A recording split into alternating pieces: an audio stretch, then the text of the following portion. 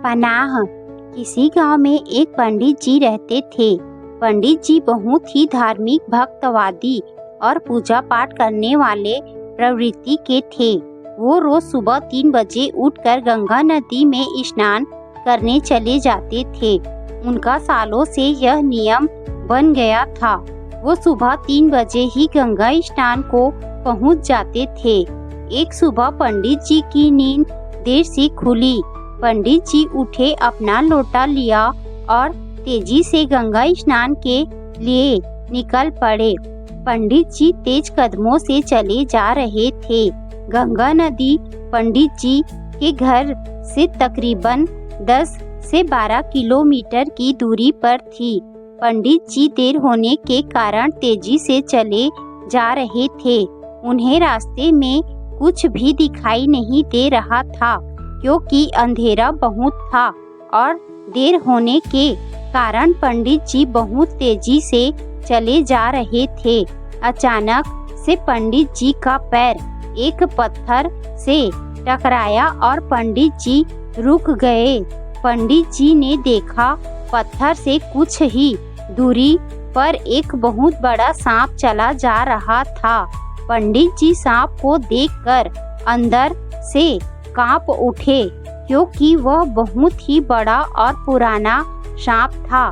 पंडित जी तब तक वहीं रुके रहे जब तक सांप रास्ते को पार करके झाड़ियों में ना चला गया। सांप के चले जाने के बाद पंडित जी ने उस पत्थर को उठाया और अपने साथ लेकर गंगा स्नान को चल दिए। पंडित जी नदी पहुंचकर अपने साथ साथ पत्थर को भी अच्छे से गंगा जल में धोया और उस पत्थर को लेकर घर को चल दिए। पंडित जी मन ही मन सोच रहे थे कि इस पत्थर की वजह से ही उनकी जान बच गई।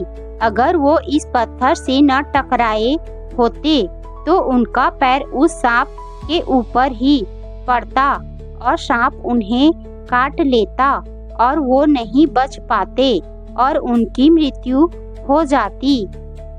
पंडित जी के लिए वो पत्थर भगवान से कम नहीं था और पंडित जी उस पत्थर को भगवान समझे भी क्यों नहीं। उस पत्थर के कारण ही तो पंडित जी की जान बची थी।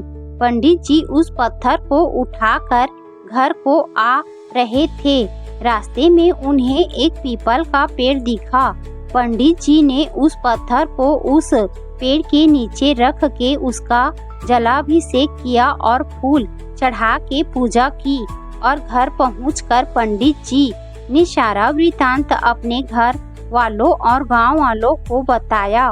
पंडित जी की बात सुनकर गांव वाले उस पत्थर को देखने उस पीपल के पास गए।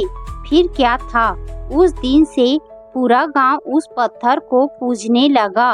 लोगों की श्रद्धा इतनी बढ़ी कि देखते ही देखते उस पीपल के पेड़ के पास एक मंदिर बन गया, जिसके बाद दूर दूर से लोग उस मंदिर में पूजा करने आने लगे। लोग उस मंदिर में आकर मन्नत मांगते और जब लोगों की मन्नत पूरी हो जाती तो वो उस मंदिर में घंटा बजा जाते। धीरे धीरे लोगों की श्रद्धा इतनी बढ़ी कि मंदिर का बरामदा घंटों से भर गया। मंदिर के बरामदे में हर तरफ बड़ा बड़ा घंटा लोहे की जंजीरों से टंगा हुआ था। उस मंदिर के थोड़ी ही दूर पर एक बुजुर्ग इंसान रहता था। अकेला था, उसके परिवार में और कोई नहीं था। एक छोटी सी झोपड़ी लगाकर वह वर्षों से वहीं रह रहा था। जब मंदिर का निर्माण हो रहा था उस पीपल के पेड़ के पास, तो सबसे ज्यादा खुशी उस बुजुर्ग इंसान को हो रही थी।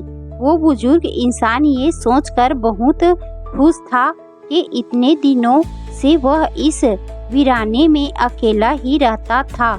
इस मंदिर के बन जाने से यहाँ लोग आएंगे, पूजा करेंगे और थोड़ा बहुत प्रसाद उसे भी मिल जाया करेगा, जिन्हें खाकर वह अपना गुजारा कर लिया करेगा। जब दूर दूर से लोग उस मंदिर में पूजा करने आते तो वह बुजुर्ग इंसान निशब्द होकर उन लोगों को देखा करता था।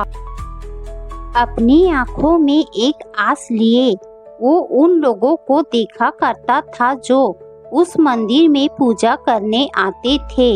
शायद मंदिर में प्रसाद के रूप में चढ़ाए गए मेवा फल में से मुझे भी कोई थोड़ा दे दे। वो मंदिर से दूर बैठकर बस इसी आस में लोगों को देखा करता था। लोग दूर दूर से आते थे, उस मंदिर पर दूध चढ़ाते, फल मेवा चढ़ाते थे और चढ़ा के चले जाते थे, पर किसी की निगाह उस बूढ़े इंसान पर नहीं जाती थी। वो सोचता, पूजा करके जब लोग चले जाएंगे तो मंदिरों में जो प्रसाद के अवशेष बचे होंगे वह उन्हें उठाकर खा लिया करेगा, पर नीची जात के होने के कारण उसमें इतनी साहस नहीं थी कि वह मंदिर में जा सके, क्योंकि ऐसा करना गुनाह माना जाता और उसे उस गुनाह की कठोर सजा दी जाती। इसीलिए वो मंदिर से दूर ही बैठा करता था। जब वो मंदिर के पास तक नहीं आ सकता था, फिर मंदिर में कैसे जा सकता था। दिन गुजरते गए। एक रात बड़ी जोर की आंधी और बरसात हुई, जिसमें उस बुजुर्ग इंसान की झोपड़ी तबाह हो गई। बारिश में भीगता रहा घंटों तक, पर उसमें हिम्मत नहीं हो रही थी कि वो मंदिर में जाकर छुप जाए। तेज बारिश हो रही थी, ठंडी हवा चल रही थी, ठंड से कांपने लगा। फिर ना चाहते हुए भी वह मंदिर के बरामदे में चला गया। मंदिर का दरवाजा बंद था, इसीलिए वह मंदिर में तो जा नहीं सकता था। बस मंदिर के बरामदे में बारिश और ठंडी हवा से बचने के लिए छिप गया। जितनी तेज बारिश हो रही थी उतनी ही तेज हवा चल रही थी। एक तो घना अंधेरा, उस पर जोरों की बारिश और आंधी तूफान चलना बहुत ही भयावह स्थिति थी। वो बुजुर्ग इंसान बरामदे के कोने में चिपक के ठंडी हवाओं से बचने के लिए बैठा हुआ था। तूफान इतना तेज था कि अचानक से जो बरामदे में लोहे के घंटा टांगा हुआ था उसकी जंजीर टूट गई और उस बुजुर्ग इंसान के सर पर गिर पड़ा। घंटा गिरने से उस बुजुर्ग इंसान की उसी पल मृत्यु हो गई। उस रात पूरी रात बारिश और हवा चलती रही। अगली सुबह जब पंडित जी और आसपास के लोग उस मंदिर में पूजा करने पहुंचे तो उन्होंने उस बुजुर्ग इंसान की लाश देखी। फिर क्या था, लोगों की संख्या धीरे धीरे बढ़ती गई। फिर क्या था, हर इंसान का अपनी सोच के मुताबिक उस बुजुर्ग का उस मंदिर में मरना बुरा ही माना जा रहा था। कईयों ने तो अपने आप ही एक मनगढ़ंत कहानी बना ली थी। हो ना हो ये आदमी रात में घंटा चुराने आया होगा, इसीलिए भगवान ने घंटा इसके सर पर गिरा के इसे मृत्यु दे दी। किसी ने उसकी तबाह हुई झोपड़ी को नहीं देखा, किसी ने उस भयावह रात की स्थिति को महसूस नहीं किया, किसी ने ये नहीं सोचा कि रात में इतनी तेज बारिश और आंधी तूफान चल रही थी जिससे इस बुजुर्ग इंसान की झोपड़ी तबाह हो गई है और ये बारिश और तेज हवा से बचने के लिए मंदिर में आया होगा। तेज आंधी और तूफान के कारण मंदिर में टंगे घंटे की जंजीर टूटकर इसके सर पर गिर गया होगा, जिससे इसकी मृत्यु हो गई है। उस बुजुर्ग इंसान की लाश को हटाने के बाद मंदिर को शुद्ध करने के लिए गंगा जल लाया गया और मंदिर को धोया गया और फिर मंदिर में बस रहे उस पत्थर रूपी भगवान की गंगा जल से अभिषेक किया गया।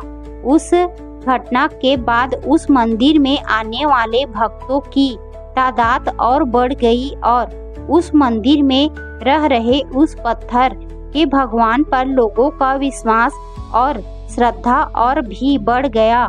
आखिर ईंट और सीमेंट से बनी उस मंदिर में पनाह की जरूरत सबसे ज्यादा किसे थी, उस पत्थर रूपी भगवान को या फिर उस बेबस लाचार बेघर बूढ़े इंसान को।